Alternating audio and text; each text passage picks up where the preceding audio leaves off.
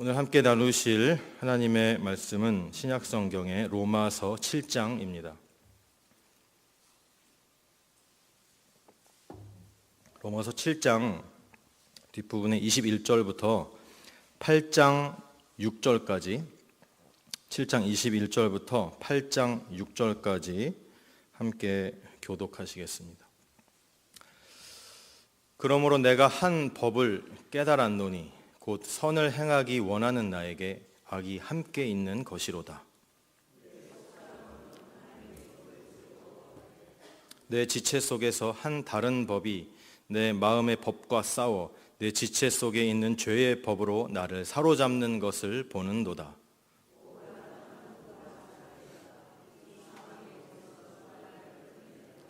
우리 주 예수 그리스도로 말미암아 하나님께 감사하리로다. 그런즉 내 자신이 마음으로는 하나님의 법을, 육신으로는 죄의 법을 섬기노라.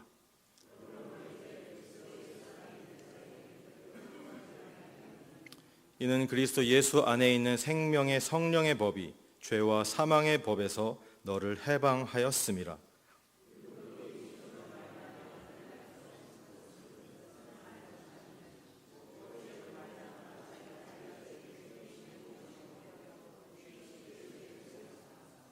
육신을 따르지 않고 그 영을 따라 행하는 우리에게 율법의 요구가 이루어지게 하려 하심이니라.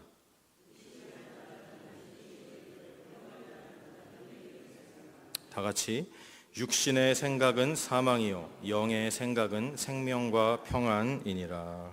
아멘. 성도의 해방이라는 제목으로 이 시간에 함께 말씀을 상고하기 원합니다. 예수님을 처음 믿고 신앙생활을 처음 시작할 때를 우리가 한번 생각해 봅시다. 그때 그 구원의 은혜와 그 하나님의 사랑에 너무 감격하여서 정말 매일매일의 신앙생활이 정말 감사와 기쁨이 넘치는 그런 생활을 다들 하셨지요? 예. 저도 처음 예수님 믿고 신앙생활 할 때를 생각해 보면 정말 날마다 너무 감사하고 기쁨과 감격이 넘쳐났던 하루하루를 이렇게 살았던 기억이 납니다. 그래서 내가 사랑하는 그 하나님의 은혜를 더 알고 싶어가지고 성경을 읽는 것도 너무 재밌고 성경 공부하는 것도 너무 재밌고 그리고 기도하는 시간이 너무너무 기쁘게 이렇게 다가왔던 기억이 있습니다. 여러분도 다 그러셨죠? 그죠? 그래서 교회 하는 어떤 봉사도 너무너무 기쁘고 즐겁게 헌신하게 되었던 기억이 있습니다. 매일매일의 신앙생활이 너무너무 즐겁고 날마다 은혜의 연속으로 이렇게 다가왔었습니다. 그런데 계시록 2장 4절에 보면 이런 말씀이 있습니다. 그러나 너를 책망할 것이 있나니 너의 처음 사랑을 버렸느니라. 이렇게 하면서 에베소 교회 교인들이 이 처음 사랑을 버렸다 이렇게 책망하시면서 이렇게 하신 말씀이 있어요. 그러니까 처음 사랑이라는 것입니다. 처음 사랑, 이것이 우리가 예수님을 믿고 처음 그 은혜와 사랑 안에 들어갔던 처음 사랑. 근데 계속 이제 그렇게 처음 사랑, 첫 사랑을 늘 변함없이 품고 우리가 신앙생활을 하면 얼마나 감사하겠습니까? 그렇죠? 늘 그렇게 은혜와 감격 가운데 늘 살아간다면 얼마나 좋겠습니까? 그런데 우리가 계속 신앙생활을 하다가 보면 여전히 죄 가운데 있는 어쩔 수 없는 자기 자신을 발견하게 됩니다. 나는 분명히 구원을 받았는데, 나는 분명히 하나님의 은혜 안에 이미 들어와 있는데 여전히 하나님의 말씀에 순종도 못하고 여전히 죄를 짓고 있는 내 자신의 모습을 발견하는 것이죠. 근데 오늘 본문에 오늘 말씀의 21절, 7장 21절 말씀처럼 선을 행하기 원하는 나에게 악이 함께 있는 것입니다. 그것을 알게 되는 것이죠. 그래서 말씀대로 살아야 한다는 것을 수도 없이 들어왔고 그동안 또 그렇게 생각하고 당연히 그렇게 생각하고 있지만 말씀대로 제대로 살 수 없는 자기 자신을 발견하게 된다는 것입니다. 여전히 죄를 짓기 원하는 내 모습, 자기 자신을 발견하게 된다는 것이죠. 그래서 예전에 요즘은 그런 것을 본 기억이 별로 없는데 예전에 어린이들 보는 만화 영화라든지 영화 같은 데 보면 주인공이 어떤 갈등을 하는 상황에 닥칩니다. 어떤 선택의 상황에서 주인공 얼굴의 한쪽에는 천사가 나타납니다. 그 주인공 얼굴의 한쪽에는 악마가 나타납니다. 근데 자세히 보시면 그 천사와 악마가 주인공의 얼굴을 하고 있습니다. 주인공의 얼굴을 닮은 천사가 한쪽에 있고 악마가 한쪽에 있어가지고 서로 천사도 자기 얘기를 들어야 된다. 그렇게 하면 안 된다. 그렇게 하면 나쁜 짓이다. 하고 그 천사도 계속 옆에서 속삭이고 또 악마의 모습을 한 그 자기 자신의 얼굴을 닮은 악마의 모습을 한 그 악마도 계속해서 나쁜 짓을 저지르라고 옆에서 귀에 대고 서근서근하는 그런 장면들이 기억이 납니다. 이것은 그 인간의 내면 속에 있는 이러한 갈등을 이렇게 좀 재미있게 천사의 모습과 악마의 모습으로 이렇게 둘이 대립하는 그런 모습으로 표현을 한 것이겠지요, 그죠? 그래서 결국 그 천사의 모습과 같이 천사의 속삭임과 같이 하나님의 말씀대로 순종하고 싶고 정말 하나님 보시기에 멋지게 신앙생활을 잘 해보고 싶은데 그러나 다른 한편으로는 여전히 내 얼굴을 향한 악마가 내 귀 속에다가 대고 말하고 있는 그 우스꽝스럽게 표현된 만화나 영화 같이 하나님의 말씀보다는 내 육체가 시키는 대로 내 본능이 시키는 대로 그냥 막 살고 싶은 마음이 있는 것이 또한 사실인 것입니다. 그래서 오늘 말씀을 함께 나누면서 크게 한 두 가지 정도를 함께 좀 깊이 생각해 봤으면 좋겠는데요. 첫 번째로 오늘 말씀을 통해 모든 그리스도인들이 저도 마찬가지고 이 자리에 계신 우리 성도님들도 마찬가지고 모든 그리스도인들이 이러한 내적 갈등을 다 가지고 있다는 것입니다. 오늘 본문 22절에 7장 22절, 23절에 내 속사람으로는 하나님의 법을 즐거워하되 내 지체 속에서 한 다른 법이 내 마음의 법과 싸워 내 지체 속에 있는 죄의 법으로 나를 사로잡는 것을 보는도다. 이렇게 말씀하고 있습니다. 이 23절에 나오는 내 지체 속에 있는 한 다른 법은 그 22절에 나오는 속사람과는 반대되는 개념이죠. 그래서 이 내 지체 속에 있는 한 다른 법이라고 23절에 나와 있는 이것은 고린도후서 4장 16절에는 겉사람이라고 표현하기도 합니다. 그래서 마치 겉사람의 역사가 있고 속사람의 역사가 있는 것처럼 내 안에 그렇게 표현되기도 하지요. 그리고 오늘 로마서 8장으로 우리가 넘어가서 6절까지도 이렇게 함께 말씀을 읽었는데 거기에 보면 육신이라고도 표현을 하고 있습니다. 육신. 우리가 읽지는 않았지만 8장 7절에는 육신의 생각은 하나님과 원수가 되나니 이렇게 말씀하고 있습니다. 그래서 이러한 성도의 내적 갈등, 이 속사람과 육신의 생각이, 이 속사람과 겉사람이 서로 대립하고 있는 이런 내적 갈등을 갈라디아서 5장 17절에서는 육체의 소욕은 성령을 거스르고 성령은 육체를 거스르나니 이 둘이 서로 대적함으로 너희가 원하는 것을 하지 못하게 하려 함이니라. 이렇게 말씀을 하고 있습니다. 그렇다면 나를 죄의 법으로 사로잡는 이 또 다른 법, 이 겉사람이라고도 하고 육신이라고도 하고 혹은 육체의 소욕이라고도 하는 이것도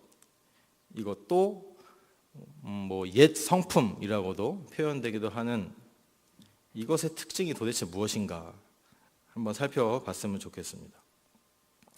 예레미야서 17장 9절에 보시면 만물보다 거짓되고 심히 부패한 것은 마음이라 이렇게 말씀하고 있습니다.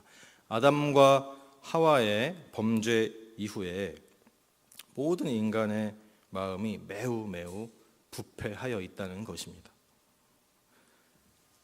또한 로마서 8장 우리가 읽지 않은 8절에 보면 육신에 있는 자들은 하나님을 기쁘시게 할 수 없느니라 이렇게 말씀하고 있습니다.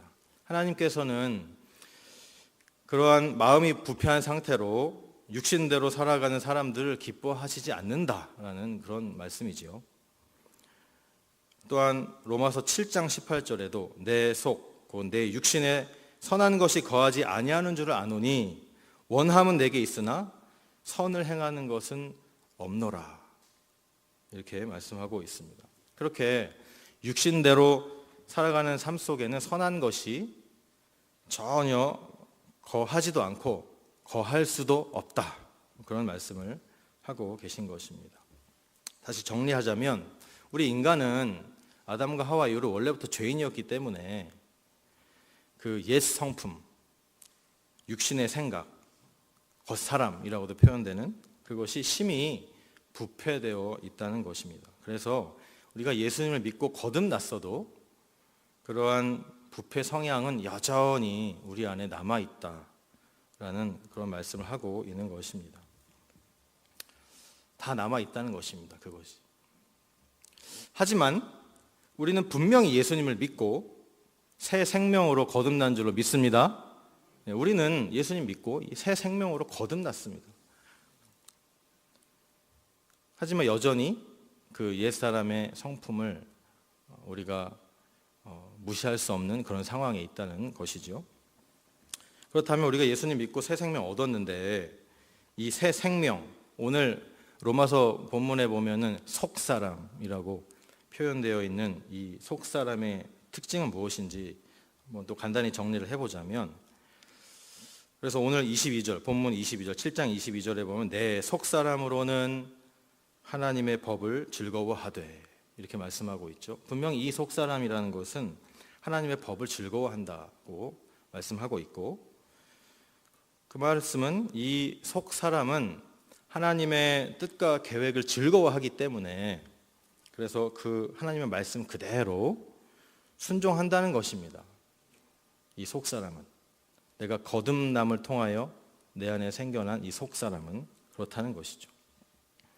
그리고 요한일서 3장 9절에 보면 이런 말씀이 있습니다. 하나님께로부터 난 자마다 죄를 짓지 아니하나니 이는 하나님의 씨가 그의 속에 거함이요 그도 범죄하지 못하는 것은 하나님께로부터 났음이라. 아멘. 이것이 무슨 말씀입니까? 이 속사람이라는 것, 이 새 성품이 바로 하나님의 씨라는 것입니다. 하나님으로부터 난 하나님의 씨라는 것입니다. 이것은 내가 예수님을 믿을 때 거듭나면서 하나님께로부터 주어진 것입니다. 새로운 성품이죠. 새로운 성품. 이 새 성품은 범죄하지 못한다. 이렇게 요한일서에서는 말씀하고 있습니다. 왜냐하면 하나님으로부터 온 것이기 때문입니다. 이 새 성품은. 그 기원이. 이것이 오늘 본문의 속사람입니다. 속사람. 그런데 이제 문제는 아까도 읽었지만 21절에 그러므로 내가 한 법을 깨달았노니 곧 선을 행하기 원하는 나에게 악이 함께 있는 것이로다. 그래서 이 두 사람, 속사람 혹은 겉사람이라고 되는 이 두 사람 혹은 두 성품, 새 성품 혹은 옛 성품이라고도 표현될 수 있는 이 두 가지 성품이 내 안에 함께 있는 상황이 되어버렸다는 것입니다. 그래서 이 두 가지 마음이, 두 가지 사람이, 두 가지 성품이 내 안에서 싸우기 시작하는 겁니다. 싸우기. 그래서 갈등하게 되는 겁니다. 내 속에서. 내 속에서 전쟁이 일어나기 시작하는 것입니다. 그러면 마음이 편안하겠습니까? 아니면은 괴롭겠습니까? 네, 마음이 편안하지가 않죠. 그래서 오늘 본문 24절에도 사도 바울이 이렇게 말씀하고 있지 않습니까? 오호라 나는 곤고한 사람이로다. 이 사망의 몸에서 누가 나를 건져내랴. 쉽게 말하면 이 두 가지 마음이 내 안에서 늘 충돌하기 때문에 미치고 팔짝 뛰겠다. 이런 얘기입니다. 너무 괴롭다. 너무 괴롭다. 내 안에서 일어난 이 속사람과 겉사람 사이의 전쟁 때문에 너무 힘들다. 그런 것입니다. 너무 힘들다. 그리고 오늘 24절에도 아까 읽었지만 사도 바울도 이러한 경험을 했다는 것입니다. 사도 바울도 이 내적 갈등 때문에 너무 힘들었구나 라는 것을 우리가 알 수 있는 것이죠. 그런데 여기서 좀 더 우리가 생각을 해보자면 많은 신앙인들이 안타깝게도 이러한 내적 갈등 상태에 그냥 머물러 있다는 것입니다. 예수님을 믿고 구원받고 아까 처음 사랑 얘기한 것처럼 그렇게 구원받고 신앙생활을 시작한 건 너무너무 좋은데 너무너무 좋았는데 근데 막상 계속해서 신앙생활을 해보니까 힘든 겁니다. 이제 오호라 나는 곤고한 사람이로다. 이 사망의 몸에서 누가 나를 건져내랴 했던 사도 바울의 고백처럼 나도 그렇게 느껴집니다. 서서히 너무 힘듭니다. 이 두 마음이 계속 갈등하고 있기 때문에 내 속에서 이 두 마음이 계속해서 내 마음속에서 계속 서로 싸우고 있기 때문에 정작 나 자신이 너무너무 힘든 겁니다. 신앙생활을 하면 할수록. 그래서 교회에서는 성경 공부나 목사님의 말씀을 통해서 그리스도인으로서 마땅히 해야 되는 여러 가지 것들을 많이 배우지 않습니까? 그래서 많이 듣고 배우기 때문에 그 말씀대로 살아가야 한다는 것은 잘 알고 있는데 그것이 잘 안 되는 것입니다. 잘 안 되죠. 왜냐하면 내 안에는 이 옛사람의 성품과 새 사람이 함께 공존하고 있기 때문에 그런 것입니다. 오늘 로마서 말씀처럼 말이죠. 잘 안 됩니다. 그래도 어떻게든 말씀대로 순종하고 살라고 늘 가르치니까 그렇게 해보려고 어떻게든 노력을 합니다. 어떻게든 애씁니다. 잘 안 됩니다. 하지만 잘 안 됩니다. 그래서 몸부림을 칩니다. 몸부림. 어떻게 해서든 해보려고. 몸부림이라는 표현이 있죠. 그래서 저는 개인적으로 이 표현을 상당히 별로 안 좋아합니다.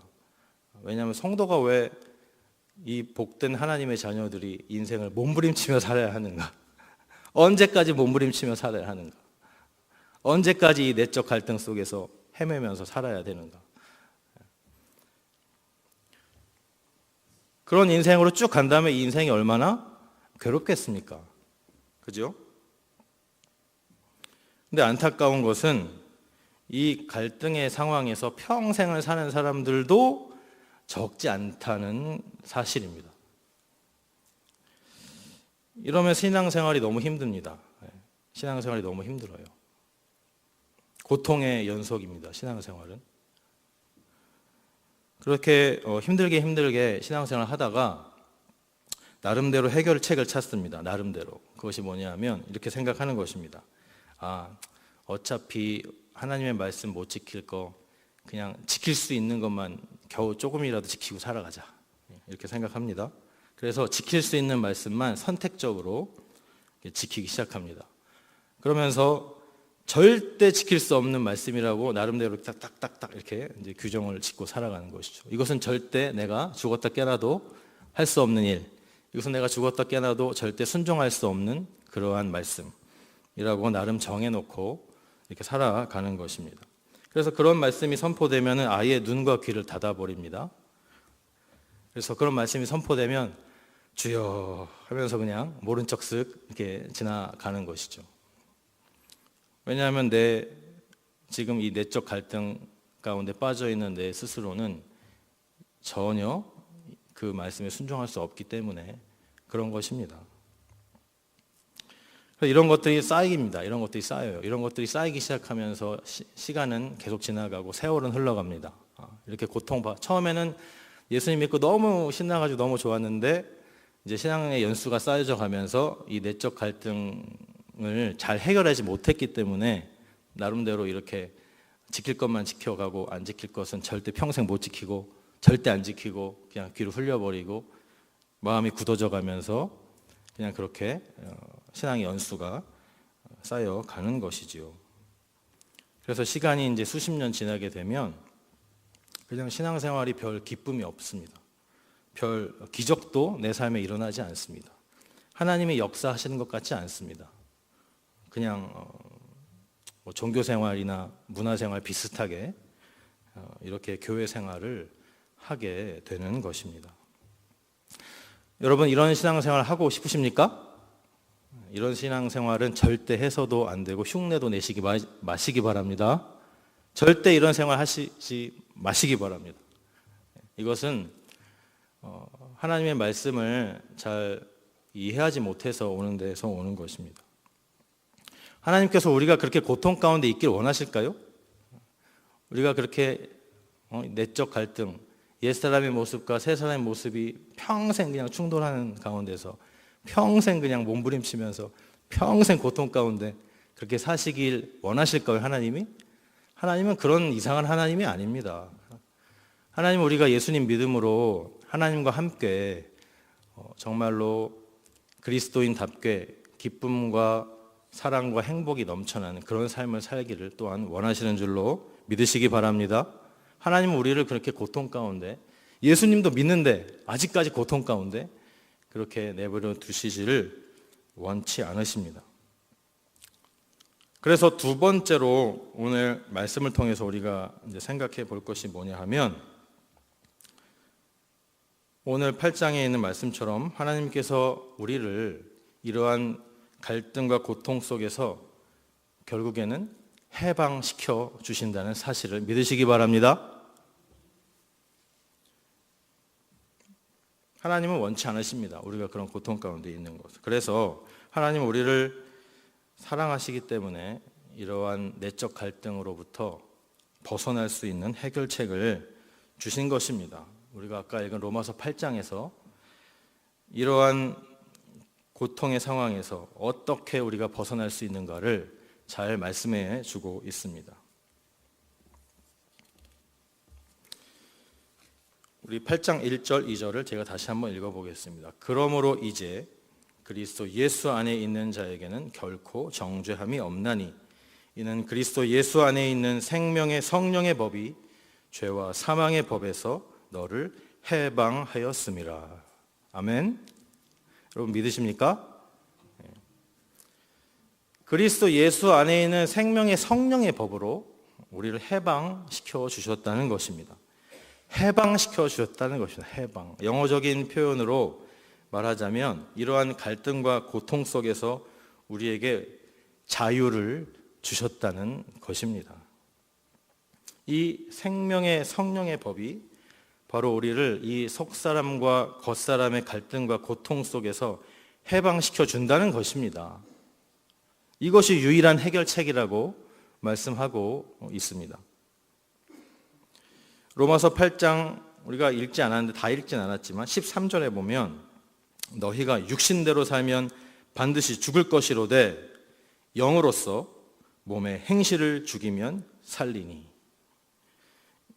이게 무엇입니까? 성령으로 몸의 행실을 죽이라는 말씀입니다.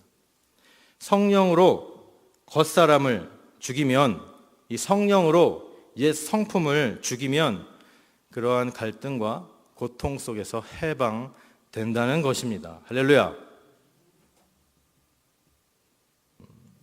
에베소서 4장에 보면 이런 갈등 구조 속에서 해방과 승리를 어떻게 우리가 구체적으로 얻을 수 있는가를 이렇게 설명을 해주고 있습니다.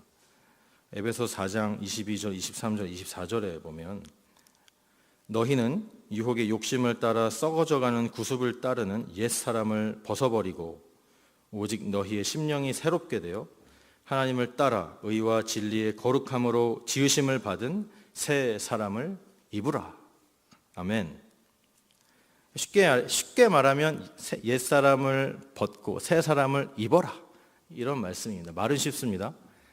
쉽게 정리하면 옛사람을 벗고 새 사람을 입어라. 이런 말씀입니다. 그런데 말은 쉽지만 어떻게 해야 되는가 구체적으로 생각해 본다면 그렇게 딱 마음에 와닿지는 않습니다. 그 방법이 그 중간에 있는 오직 너희의 심령이 새롭게 되어라는 것입니다. 심령이 새롭게 되어야 새 사람을 입을 수 있다. 이런 말씀인데 다시 말씀드리면 성령으로 옛사람을 벗어버려라. 그리고 성령으로 새롭게 되어라 라는 말씀인 것입니다. 갈라디아서 5장 16절에도 내가 이르노니 너희는 성령을 따라 행하라. 그리하면 육체의 욕심을 이루지 아니하리라. 이렇게 말씀하고 있고, 에베소서 3장 16절에서도 그때 그 말씀에서는 바울 사도가 에베소 성도들을 위해서 기도하는 내용입니다. 그 기도하는 내용에도 성령으로 말미암아 너희 속사람을 능력으로 강건하게 하시오며 라고, 성령으로 속사람, 아까 우리가 계속 얘기하고 있는 그 속사람을 강건하게 하시오며, 이렇게 사도 바울이 에베소 교인들을 위해서 기도하고 있었습니다. 그래서 오늘 말씀에도 8장 5절에 육신을 따르는 자는 육신의 일을, 영을 따르는 자는 영의 일을 생각하나니 육신의 생각은 사망이요 영의 생각은 생명과 평안이니라. 이렇게 말씀하고 있습니다. 결국엔 뭐가 문제라는 것입니까? 결국엔 성령의 문제라는 것입니다. 이 옛사람, 옛 성품 혹은 겉사람이라고 표현되는 이것들로부터 해방되는 유일한 방법은 성령 충만의 문제라는 것입니다. 성령 충만하시길 주님의 이름으로 축원드립니다.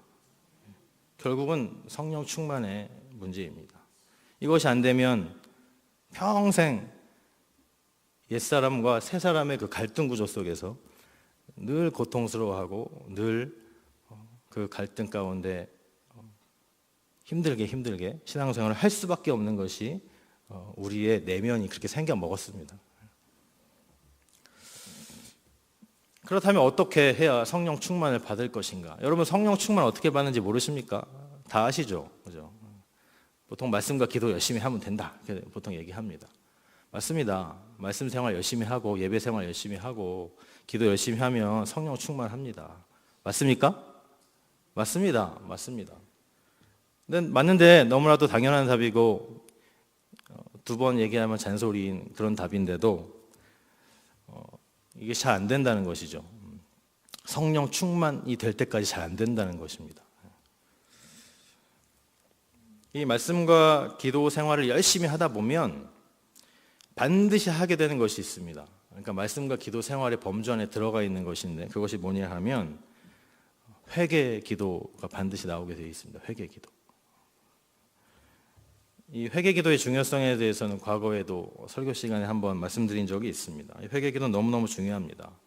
내가 말씀과 기도 생활을 제대로 하고 있는지, 제대로 하고 있지 않은지, 내가 회개 기도를 얼마나 하고 있는지를 보면 알 수 있습니다. 왜냐하면 이 회개 기도는 너무너무 중요합니다. 사도행전 2장 38절에도 베드로가 이르되 너희가 회개하여 각각 예수 그리스도의 이름으로 세례를 받고 죄 사함을 받으라. 그리하면 성령의 선물을 받으리니. 회개하면 죄 사함 받고 성령의 선물을 받는다고 말씀합니다. 성령 충만을 위해서는 하나님하고의 관계가 상당히 중요한데, 일단은 친해야 되겠습니까? 대면 해야 되겠습니까? 네, 두말하면 잔소리죠. 하나님하고 엄청 친해야 됩니다. 성령 충만 받으려면. 하나님하고 관계가 그냥 띄엄띄엄 그냥 약간 서운한 것이 아닌 정도라면 이 성령 충만 받기 쉽지 않습니다. 하나님하고 친하게 지내시기 바랍니다. 하나님하고 친해야 됩니다. 근데 아무리 내가 하나님하고 친하게 지내려고 해도 하나님과 나 사이를 막는 것이 있다면 그 막는 것은 바로 무엇입니까? 죄입니다. 죄의 문제. 이 죄, 유일하게 그 죄라는 것이 하나님과 나 사이를 가로막는 장벽이 되고 있습니다. 그래서 내가 매일매일 정말 성령 충만한 그런 삶을 살기를 원한다면 하나님께 회개 기도를 매일 해야 됩니다. 그리고 사실 기본 중에 기본입니다. 성령 충만한 삶에. 그래서 예전에도 말씀드렸던 기억이 납니다. 여러분, 회개 기도 매일 하십니까? 회개 기도 매일 해야 됩니다. 내가 알고 있는 죄를 하나님께 자복해야 됩니다. 뿐만 아니라 그렇게 시작하면 또 하나님께서 생각나시게 하는 그런 죄들도 있습니다. 그런 것도 하나님께 고백하면서 회개를 해야 합니다. 매일 회개해야 됩니다. 그래서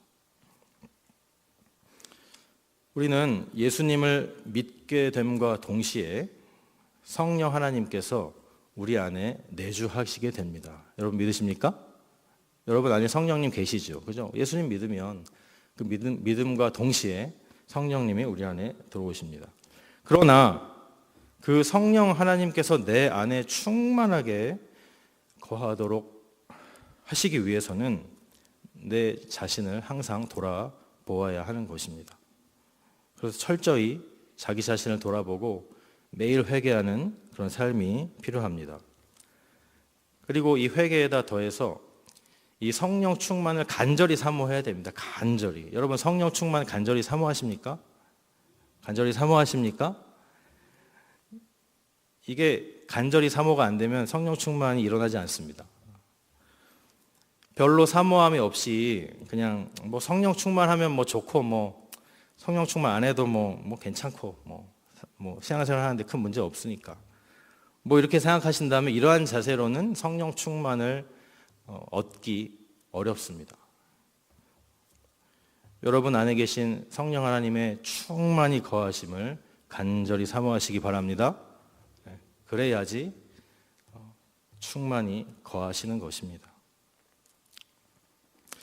말씀을 정리하겠습니다. 사랑하는 성도 여러분, 혹시 아직까지 옛사람의 성품 때문에 내면의 갈등과 고통 속에서 힘들게 신앙생활 하시고 계십니까?